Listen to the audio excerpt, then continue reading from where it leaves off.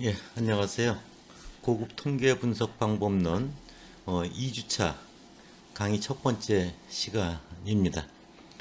여러분들 이렇게 전공 과목을 그 온라인을 통해서 이렇게 동영상으로 직접 보고 강의를 하지 않고 한 주가 지나갔습니다.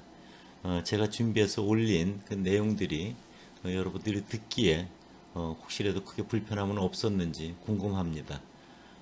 이 강좌와 관련해서 여러분들이 그 온라인으로 지금 뭐 유튜브에서 여러분들 볼 수 있을 텐데요.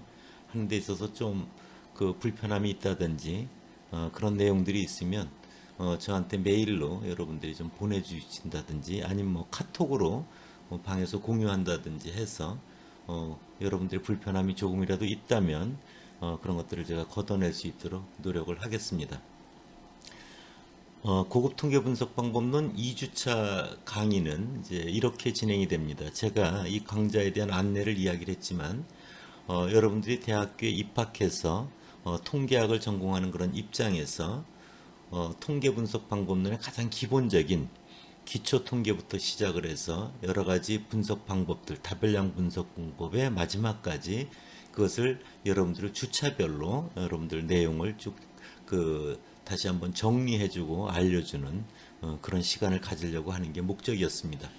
그래서 2주차에서는 기초 통계와 관련되는 내용을 여러분들이 아마 보통 1학년 때 응용 통계 개론 같은 거로 두 학기, 2학년 때 또 뭐 데이터 분석 입문과 관련되는 두 강좌, 거의 네 강좌에 걸쳐서 여러분들한테 강의가 진행이 됐었죠. 제 생각은 이 기초 통계와 관련해서는 축약해서 여러분들한테 정리하는 입장에서는 한 두 주 정도에 걸쳐서 교육 내용을 여러분들한테 좀 정리하려고 합니다. 그 다음부터는 이제 분석 모델과 관련되는 내용들로 이어질 겁니다. 그래서 기초 통계 1, 그 다음 주는 기초 통계 2, 그리고 아마 그 다음 주에 대해서는 이제 여러분들 상관 분석, 분산 분석, 회귀 분석, 이런 내용, 또 범주형 자료 분석, 다별량 분석, 각 기법들 이런 내용으로 아마 매주 다른 주제를 가지고 여러분들한테 교육이 전달이 될 겁니다. 오늘은 어쨌든 통계학의 기초가 되는 내용, 그래서 기초통계 1이라고 제목을 잡아봤는데요. 이와 관련해서 세 시간에 걸쳐서 세 강좌에 걸쳐서 여러분들에게 전달을 하도록 하겠습니다. 슬라이드를 넘기겠습니다. 여러분들 먼저 이제 데이터 분석이라든지 통계 분석이라든지 하는 문제에서 이제 통계라고 하는 말이 나오잖아요. 그래서 통계학이 뭐냐 이렇게 질문을 여러분들 받았을 때 여러분들이 후에 4학년을 졸업하고 어디 입사 면접을 갔을 때도 통계학이 뭐 하는 거예요? 뭐 이렇게 질문 받을 수 있잖아요. 그럴 때 다음과 같이 여러분들 대답하는 게 좋을 것 같습니다. 중간에 보면 빨간 글씨로 되어 있는 게 중요한 건데요. 통계학은 의학은 사람의 인체를 다루는 학문인데 비하여 통계학은 데이터를 다루는 학문 분야다. 그래서 여러분들 데이터를 수집해서 그 수집된 데이터는 날 것인 자료잖아요. 그냥 우리가 사용하기에 적합하지가 않잖아요. 그래서 그 수집된 데이터를 잘 정리하고 요약하고 분석해서 그 결과가 나오면 그 결과를 우리가 내리고자 하는 의사결정, 그럼 기업의 의사결정이 있을 수도 있고요. 뭐 다양합니다. 그래서 최적의 의사결정을 내리는데 도움이 되도록 정보를 제공해주는 그런 방법론들을 다루는 학문이 통계학이다. 이렇게 여러분들 대답하면 정확합니다. 그래서 맨 위에 통계학에서 여러분들 적혀 있는 내용을 보면 우리가 관심 또는 연구의 대상이 되는 전체 집단으로부터 보통 모집단이라고 하죠 이걸 자료를 수집하고 이를 잘 정리 요약 분석해서 우리가 내리고자 하는 최적의 의사결정을 할 수 있도록 정확하게 정보를 제공해주는 그런 방법론을 다루는 학문이다. 이렇게 적혀 있습니다. 그렇게 여러분들이 통계학이 뭐냐라고 물으면 대답을 하시면 되고요. 그 아래 이제 슬라이드 아래 보면은 그래서 소비자들에게 이제 여러 가지 제품들에 대한 선호도 조사를 하고요. 그 조사된 자료를 입력하여 정리요약 분석하고요. 가운데 단계. 그걸 통해서 새로운 제품을 개발한다든지 또는 제품을 많이 팔릴 수 있게 하는 그런 영업 전략을 구사하는데 도움이 되도록 그러한 의사결정을 하는데 도움이 되도록 정확한 정보를 제공해주는 그런 방법론을 다룬다. 이렇게 생각하면 됩니다. 슬라이드 맨 아래 부분을 보면요. 고객 속성, 거래 속성이 있죠. 그냥 금융을 예를 들도록 하겠습니다. 은행에서 여러분들이 돈을 맡기고 찾고 하는 거는 거래라고 얘기를 했죠. 밖에서는 그것을 이제 거래 데이터 이렇게 안 하고 트랜잭션 데이터 이런 표현을 씁니다. 그래서 그런 거래와 관련되는 속성의 데이터가 있고요. 여러분들이 카드를 발급을 받건 또는 은행에 가입을 하려면 여러분들이 이제 개인 신상과 관련되는 내용들을 적지 않습니까? 이름도 적고요, 주민번호도 적고요, 성별도 적고요, 뭐 이메일 주소, 휴대폰 번호, 주소 뭐 이런 다양한 걸 적습니다. 그런 것들이 이제 고객 속성과 관련되는 자료입니다. 그 두 개를 결합을 해서 여러 가지 필요한 목적에 맞는 이제 그 스코어링 같은 점수 같은 걸 많이 산출하거든요. 이게 일종의 모델링이고 분석입니다. 그 결과를 가지고 뭐 신용 점수를 만들어낸다든지 또는 우수 고객 점수를 만들어낸다든지 뭐 그런 걸 이용해 가지고 이제 제품을 판매하는 전략을 구사하는 데 있어서 그런 의사결정에 도움이 되도록 정보를 제공하는 거다. 뭐 이렇게 이해하시면 됩니다. 그럼 통계학이라고 하는 용어를 다시 한번 정리했고요. 그 다음으로 넘어가겠습니다. 이때 여러분들이 왜 데이터에서 꼭 정리 요약 분석이 필요한가 이것을 꼭 여러분들 머릿속에 자연스럽게 스며들 필요가 있어요. 그래서 그것을 다시 한번 강조하기 위해서 슬라이드를 준비한 건데요. 거기 보면은 맨 위에 얘가 건축에 쓰이는 원자재, 이게 데이터입니다.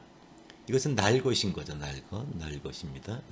보통 데이터는 수집할 때 이제 조사를 통해서 얻어진다든지 또는 뭐 실험을 통해서 얻어진다든지 은행에서 거래와 같이 자료들이 쭉 쌓이는 걸 이제 관측이라고 하거든요. 그런 뭐 보통 세 가지 형태로 얻어집니다. 어쨌든 그런 자료들이 날 것인 로우 데이터라고 하는 거죠. 건축에 쓰이는 원자재와 같습니다. 그래서 그걸 그대로 날 것이기 때문에 사용 목적에 부합하지 않고 이를 적절히 사용해 건물이라는 용어가 바로 정리 요약 분석된 내용을 말합니다. 그래야만 효용이 있다라는 걸 보면 여러분들 이해가 될 겁니다. 또 하나 예를 보면요. 논에서 잘 익어 있는 벼. 이것도 보면은 여러분들 그 날것인자잖아요. 벼를 여러분들 그냥 먹지 않잖아요. 여러 가지 수학의 여러 과정을 거쳐 정리요약 분석 과정을 거쳐서 밥상의 밥이 뭡니까? 정리요약 분석된 내용인 거죠. 그래야만 우리의 목적에 부합한다. 이렇게 여러분들 생각하면은 정리요약하지 않으면 안 되겠구나 하는 생각을 가질 수 있을 겁니다. 세 번째는 이제 설문조사 같은 경우는 설문지가 많이 수거가 되잖아요. 그러면 뭐 수만 명이라면 뭐 그 쌓여있는 양이 어마어마합니다. 그 설문지 아무리 펼쳐봤자 그 안에 어떤 응답들이 이루어져 있고 어떤 결과인지 알 수가 없는 거죠. 그래서 그대로 쓰이는 건 더욱더 아닙니다. 실질적으로 여러분들이 3학년까지 그런 걸 좀 해봤을 거라고 생각이 들고요. 그래서 그런 방대한 양 원자료를 확 줄여놓는 정리하고 요약하는 일, 그걸 자료 정리, 데이터 리덕션이라고 할 수 있는데요. 그래서 양쪽으로 이렇게 단순화시키고 간결화시킨 후에 우리가 의미 있게 이를 이해하고자 하는 그런 과정을 생각하면 데이터를 수집하여 정리 요약 분석해야 된다라는 것을 꼭 기억할 필요가 있습니다. 다음 페이지입니다. 데이터를 수집하고 정리할 때 4학년들이면 이런 정도의 인식은 이제 가지고 있어야 되는데요. 먼저 이제 데이터 구조를 보세요. 가로에 보면 번호가 뭐 1, 2, 3에서 10까지 있지 않습니까? 그런 걸 우리가 가로에 해당되는 걸 이제 개체, 옵저베이션이라고 하죠. 관찰치라고도 합니다. 이걸 컴퓨터 계열에서는 똑같은 말을 옵저베이션이나 개체라는 이름 대신에 레코드라고 부릅니다. 같은 말이라는 걸 기억해 두고요. 세로를 보면은요. x1부터 x2, x5까지 있잖아요. 5개 변수가 있습니다. 이 세로를 우리 변수, 베리어블이라고 하는 거고요. 그것을 뭐 심리학이라든지 또는 경영학, 이런 사회과학을 하는 사람들은 변수라는 말을 쓰기도 하지만 주로 속성이라는 말을 또 많이 씁니다. 애트리뷰트. 그래서 여러분들 이 속성이라고 하는 말도 밖에서 굉장히 많이 쓰이는 용어니까 꼭 기억하고요. 이런 변수나 속성을 갖다 컴퓨터 쪽 계열에서는 필드라고 용어를 합니다. 그래서 기업에 있는 전산팀이나 IT팀에 있는 사람들은 변수 이런 말 잘 안 씁니다. 그냥 필드 뭐 이런 말을 더 즐겨 쓴다. 그래서 가로가 옵저베이션, 세로가 변수다. 이렇게 데이터가 구조가 돼 있다. 거기 보면은요.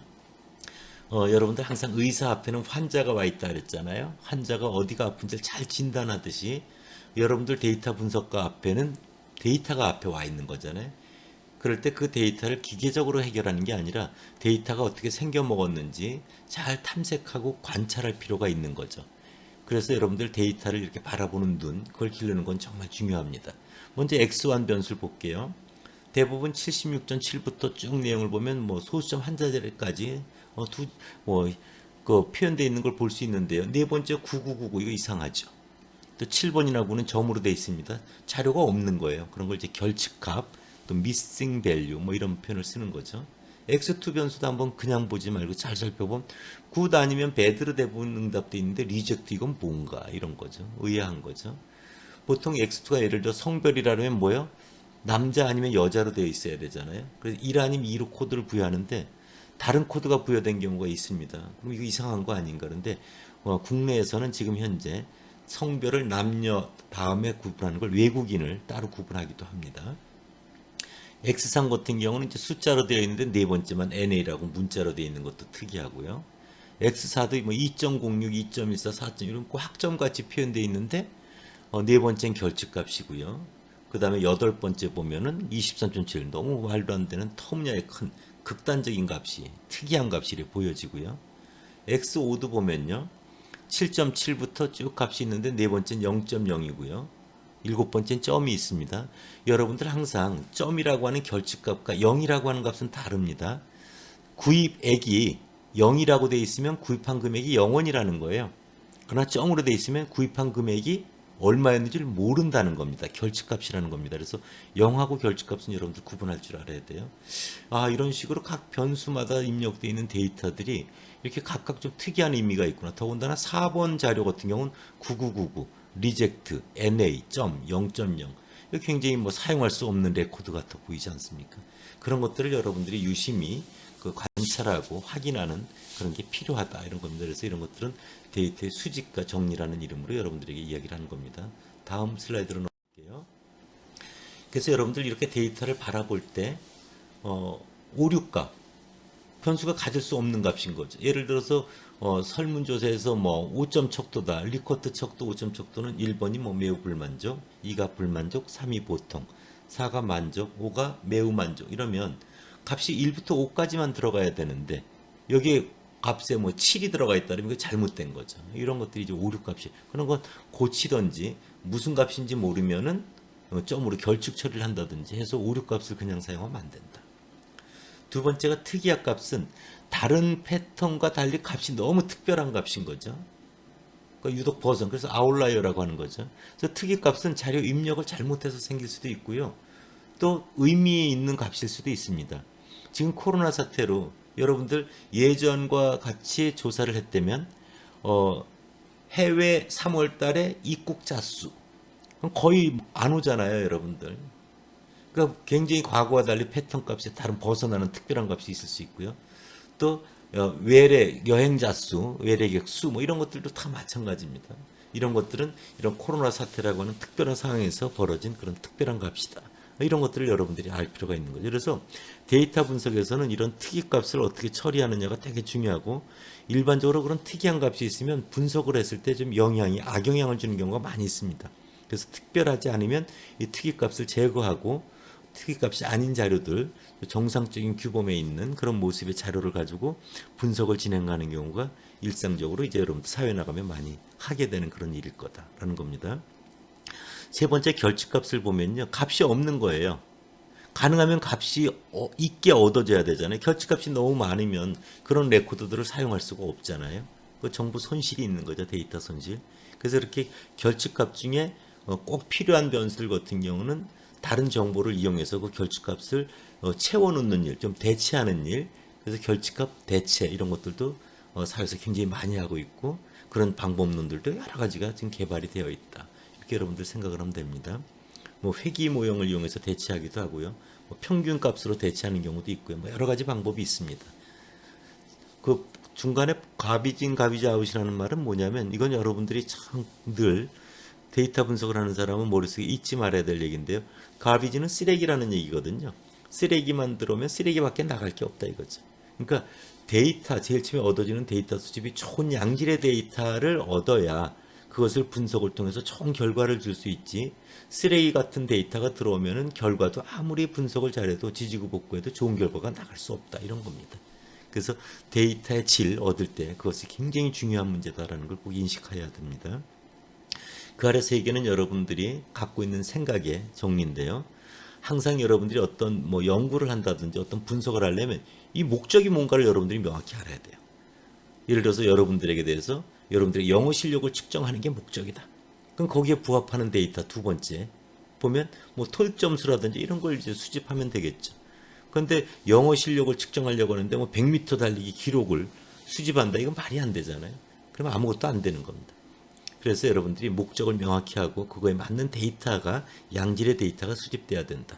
그 데이터는 잘 여러분들 탐색해서 보고 그래서 우리가 분석을 적용하기에 앞서서 잘 정리되어 있어야 된다라는 이런 걸 이제 데이터의 사전 처리 또는 데이터 클렌징 작업 뭐 이런 표현을 씁니다. 또는 고급스럽게 데이터 정제라는 표현을 하는데 이것이 실질적인 프로젝트라는 데서 굉장히 많은 시간을 소요하고 번거로운 수고스러운 일이 많은 그런 과정입니다. 그래서 여러분들 졸업해 나가면 그런 것들을 경험하고 하게 되는 그런 상황이 될 겁니다. 다음 페이지로 갈게요. 그 다음에 이제 통계학이 뭐냐 다음에 그러면 통계학이라고 하는 것은 크게 어떤 방향으로 우리가 준비를 해야 되는가 알아야 되는가 하는 거예요.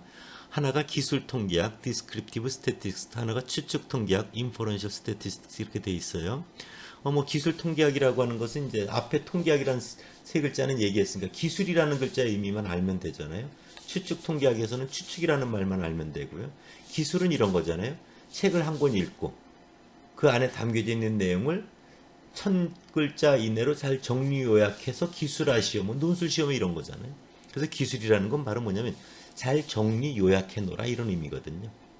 그래서 거기 나와 있듯이 방대한 자료를 정리할 때 뭘 써요? 표나 그래프 그리잖아요. 그래프나 표 또는 의미 있는 숫자 몇 개, 뭐 그것이 평균이 될 수도 있고요. 표준 편차가 될 수도 있고 이런 겁니다. 요약해서 주어진 자료의 전반적인 내용이 어떤 게 담겨 있는가 하는 그 특징을 쉽고 빠르게 파악할 수 있는 그런 기법들을 다루는 게 기술 통계다. 그래서 여러분들 기술 통계는 병원에 이렇게 갔을 때 여러분들 얘기하지 않아도 와서 혈압도 재잖아요. 피도 뽑아가고 그러잖아요. 시키지 않아도 다 합니다. 그런 걸 병원에 가면 여러분들 그 환자의 기본적인 특성을 파악하기 위해서 마찬가지로 데이터가 여러분들한테 주어지면 누가 시키건 시키지 않고 꼭 해야 되는 일이 이런 기술 통계를 여러분들 뽑아보는 일입니다. 그건 필수적인 사항이다. 이렇게 여러분들이 좀 이해를 해주시면 좋고요. 그 다음에 추측 통계학의 추측이라고 하는 것은 조금 말이 어렵잖아요. 추측한다. 이거는 다른 말로 짐작해본다. 다른 말로 찍는다 이런 거죠. 쉽게 말하면 인퍼런셜 스태티스틱. 그래서 이것은 뭐냐면 여러분들 보면은 그 그림이 나와 있는데요. 동그라미로 크게 돼 있고 모집단이라고 돼 있지 않습니까? 요번에 이제 4월 15일 날 국회의원 선거가 있어요. 아산시 국회의원을 뽑는다고 생각을 해보세요. 그럼 모집단은 뭡니까? 투표권을 가지고 있는 아산시 유권자 전체를 말해요. 그 사람들은 주로 누구에게 그 후보 중에 누구에게 투표를 해가지고 누가 당선될 것인가 이런 걸 뭐 짐작해보고 싶은 거죠. 예측해보고 싶은 거죠. 그래서 이럴 때 관심이 대상이 되는 전체 집단, 유권자 전체 이걸 모집단이라고 하고요. 그 중에 한 1000명을 뽑습니다. 그런 거 뽑은 걸 샘플 또는 표본이라고 하는 거죠. 대표성 있게 표본을 뽑아야 되는 거죠. 그럼 뽑으면은 각 후보에 대한 지지 여부를 확인해 볼 수 있잖아요. 그래서 관측된 내용을 뭐라고 해요? 여러분들 통계량이라고 배웠잖아요. 그렇죠? 그걸 근거로 유권자 전체는 각 후보들에게 어떻게 투표했을 거야 라는 모집단의 특성, 각 후보의 득표율이죠. 그런 모집단의 특성 모습을 짐작해 보는 겁니다. 추측해 보는 겁니다. 찍어 보는 겁니다. 그런 것들을 우리가 다루는 통계학이 추측 통계학이다. 이렇게 생각하면 되고요. 그 그림을 보면 그래서 모집단에서 표본을 한 건 뽑는 거죠. 추출한 거고 표본에서 얻어진 특성을 근거로 모집단의 특성을 우리가 짐작하는 추측하는 걸 통계적 추론이다. 이렇게 표현하는 거죠. 그래서 표본을 보면 뽑은 놈의 특성을 우리는 뭐라 그래요? 통계량이라고 하잖아요. 그래서 뽑은 놈의 평균 X바, 뽑은 놈의 분산 S제곱. 그 표본 분산이 뽑은 놈의 표준 편차, 표본 표준 편차. 뽑은 놈의 비율 P바 뭐 이런 거죠. 그렇죠? 기호로 보니까 P 반대 위에 바자가 빠졌네요. 여러분들 슬라이드 채워놓기 바랍니다. 그 다음에 좌측을 보면은 모집단이라고 하는 것은 우리가 알고자 하는 특성 어미모자예요. 한자로만 하면. 그래서 모집단에서 우리가 알고자 하는 특성 그런데 그 내용을 아직 모르잖아요. 모르는 집단입니다. 그래서 그런 모집단의 특성을 모수라고 모수는 알 수 없는 값이에요. 알 수 없는 값이에요. 그래서 우리가 짐작하는 겁니다. 그래서 모르는 집단 또는 모집단의 평균을 모평균 뮤, 모집단의 분산 시그마 제곱, 모집단의 표준 편차 시그마, 모집단의 비율 모비율 P 이런 거죠. 그래서 뽑은 것의 평균 X바를 이용해서 모집단의 평균 뮤를 짐작해 보는 거죠. 뽑은 것의 분산을 이용하여 모집단의 분산이 어느 정도 되는지를 추측해 보는 거죠. 이런 것들이 추측 통계학에서 다루는 내용이다. 이래 여러분들 생각하면 됩니다. 그 다음으로 넘어가도록 할게요. 그러면 여러분들 이제 기술 통계부터 여러분들이 공부를 해나가야 되는데요. 그럼 기술 통계에서 여러분들 하기 전에 제가 수업 시간에도 여러 번 얘기를 했지만 이런 걸 보세요. 성별이다라고 해요. 남자를 1, 여자를 2로 코드화했다고 해봐요. 남자가 5명 있어요. 여자도 5명 있습니다. 전체 10명이 있어요. 그럴 때 누가 성별의 평균을 구해주세요 이렇게 질의를 한 거예요. 말이 안 되는 얘기죠. 여러분들이 들어봐도. 넌센스입니다. 왜냐하면 성별의 평균이 어디 있어요. 그렇죠? 왜냐하면 그러면 10 같은 거로 계산하면 이런 거잖아요. 남자 1이니까 1 곱하기 5명 5 더하기 여자 2 곱하기 5 나누기 전체 10명 10 그럼 1.5 이렇게 나오는 거죠. 성별의 평균은 1.5다. 이거 말이 안 되잖아요. 그렇죠? 그래서 이렇게 성별 같은 경우는 남자 1을 2명 곱하기 2를 해서 1 여자 2 여자 1명을 만들어내는 게 아니거든요. 그래서 이렇게 함부로 연산을 하면 안 되는 겁니다. 그래서 자료의 형태에 따라서 어떻게 정리해야 되고 어떻게 요약되고 어떻게 분석해야 되는가가 되게 달라지거든요. 그래서 여러분들이 자료의 형태를 여러분들이 아는 건 굉장히 중요해서 자료를 정리 요약하기에 앞서서 자료 형태를 먼저 여러분들이 기억을 해야 되고 소프트웨어 보면은 그래서 그 척도라고 하는 거에 보면 이것이 자료의 형태가 무엇인가를 이렇게 지정하게 되어 있는 게 있습니다. SPSS도 그렇고 SES도 그렇습니다. 그래서 이건 굉장히 중요한 얘기다. 그럼 자료 형태는 여러분들 이렇게 머릿속에 정리하세요. 먼저 질적 자료와 양적 자료로 구분된다. 질적 자료를 다른 말로 정성적 자료, 양적 자료를 정량적 자료 이렇게 사회에서 부릅니다. 정성적 자료, 질적 자료는 계산할 수 없다. 양적 자료는 계산이 가능하다. 이런 겁니다. 그래서 계산할 수 없는 자료는 자료를 정리한다는 표현을 주로 씁니다. 그래서 표나 그래프로 여러분들 정리하게 되고요. 빈도표 그리고 차트 그리고 이런 일들을 하지 않습니까? 그래서 그런 질적 자료는 다른 말로 명목척도, 노미날, 순서척도, 오디날 이 두 가지로 또 구분이 되죠. 그래서 명목척도는 명목상 부여한 겁니다. 성별 같은 거죠. 남자, 여자. 지역, 그럼 서울, 부산, 광주 이런 거죠. 혈액형, A형, B형, AB형 등등 이런 겁니다. 여러분들 이거 한번 해보세요. 남자 더하기 부산 이런 거 안 하잖아요. 그렇죠? 이렇게 계산할 수 있는 게 아니다는 거죠. 순서척도는 명목척도와 달리 그 내재적인 순서가 있습니다. 학점을 보면 뭐 A, B, C, D, F다. 그러면 여러분들 뭐예요? A 학점이 B 학점보다 성적이 좋다. 이런 내재적 순서가 있는 거죠. 마라톤 순위 그러면 뭐 1등, 2등, 3등 그럼 1등이 2등보다 결승점에 먼저 도착했다. 이런 내재적 순서가 있는 겁니다. 근데 뭐 1등이 2등보다 2배 빨리 도착했다. 이런 건 아닌 거죠. 그렇죠? 그래서 이런 것들은 이제 연산을 할 수 있는 자료 형태는 아니다. 이런 거죠. 반대로 이제 양적 자료는요. 계산이 가능합니다. 더하기 빼기 이런 걸 할 수가 있어요. 그래서 이런 것들은 자료를 정리한다는 표현 대신에 자료를 계산을 통해서 요약해낸다 해서 자료를 요약한다는 표현을 많이 씁니다. 그래서 몇 개의 숫자라든지 또는 그래프로 요약하는 경우도 있습니다. 이거는 크게 이산형 자료와 연속형 자료로 구분하기도 하고요. 또는 구간척도, 비율척도로 구분하기도 합니다. 이산형 자료는 셀 수 있는 거예요. 제 수업을 듣는 학생 수 여러분들 이산, 떨어져 있다 이런 거죠. 이산가죠. 떨어져 있기 때문에 셀 수 있는 거죠. 셀 수 있는 정수 형태죠. 그래서 제 수업을 듣는 학생들이 떨어져 앉아있기 때문에 제가 셀 수가 있습니다. 근데 연속형 자료는 셀 수 없는 겁니다. 50kg에서 60kg 사이 몸무게의 종류가 몇 가지냐 이게 셀 수 없죠. 1m에서 1m 50cm까지 사이의 길이의 종류가 몇 가지냐 셀 수 없는 겁니다. 이런 것들은 연속형 자료라고 합니다. 묶어서 종합적으로 여러분들 이제 수치형 자료, 수치형 자료 이런 표현을 많이 쓰는 거죠. 그래서 분석에서는 실질적인 분석에서는 좀 다르긴 한데 크게 구분하지 않고 이용되고 있는 게 현실이다. 이런 겁니다. 이거를 구간척도와 비율척도로 구분해 보면요. 구간은 인터벌, 비율은 레이쇼라고 하는 건데요. 먼저 1m는 2m의 1m의 2배가 되죠. 100kg은 50kg의 2배가 됩니다. 이런 것들이 이제 곱하기 나누기가 된다는 거잖아요. 그래서 이런 비율 척도는 특징이 0이라고 하는 숫자가 의미를 갖습니다. 0kg은 몸무게가 없다라는 의미가 되는 거죠. 0cm는 길이가 없다라는 의미가 되는 겁니다. 이런 경우는 곱하기 나누기라는 연산까지 다 할 수 있는 그런 비율 척도이고요. 구간 척도는 온도 같은 겁니다. 그래서 0이 의미가 없어요. 왜냐하면 0도씨는 온도가 없다라는 의미가 됩니까? 안 되잖아요. 그렇죠? 0도씨라는 온도도 있는 거거든요. 그래서 어제 영하 5도, 마이너스 5도에서 오늘 10도가 됐다. 그러면 마이너스 5도에서 10도가 됐으니까 어제보다 오늘 온도가 마이너스 2배가 됐네. 이런 말 안 하잖아요. 그렇죠? 마이너스 5도에서 10도가 됐으면 그 간격, 10 빼기 마이너스 하면 15가 나오죠. 그래서 어제보다 온도가 15도만큼 올라갔다. 이렇게 표현하지 않습니까? 이런 것들이 구간척도다. 이런 얘기를 여러분들 정확히 말씀드리는 이유는 그런 자료 형태에 따라서 정리하고 요약하고 분석하는 방법이 달라지기 때문에 꼭 자료 형태를 여러분들 기억할 필요가 있다는 겁니다. 다음 페이지로 가볼게요. 먼저 자료를 정리해 놓은 걸 한번 볼게요. 기술 통계 요약해 가지고 응답자들의 특성이 나와 있어요. 남자가 123명, 여자가 93명, 비율로는 57%, 43%, 연령대가 10대, 20대 이런 식으로 이게 이제 빈도표라는 거잖아요. 여러분들 많이 뽑아봤을 겁니다. 이런 것들이 자료를 정리해 놓은 것이다. 하나 더 넘어갈게요. 이런 거는 뭡니까? 전반적 만족도에 대해서 매우 불만부터 매우 만족까지 SPSS를 여러분들 이렇게 빈도표를 그려놓은 겁니다.